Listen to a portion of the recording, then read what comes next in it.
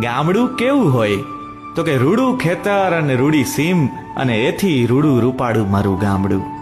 જ્યાં આઠે પોર લીલા લેર હોય અને ઉપરથી કુદરતની મેર હોય,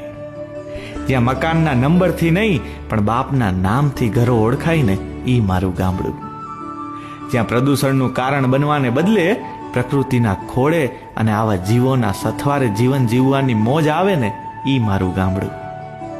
સિટી હોય કે સ્માર્ટ સિટી, પણ મારા ગામડા જેવી ક્યાંય નહીં મળે સુખ ને શાંતિ. જીવનમાં આગળ વધતા શીખવે ને ઈ શેર, પણ જીવન કેમ જીવવું ને એ શીખવે મારું ગામડું, એ મારું ગામડું. ગામડું કેવું હોય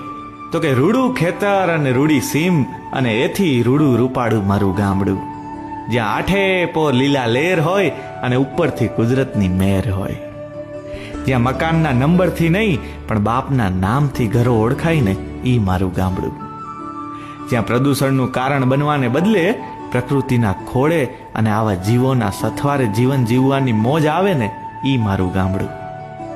સિટી હોય કે સ્માર્ટ સિટી, પણ મારા ગામડા જેવી ક્યાંય નહીં મળે સુખ ને શાંતિ.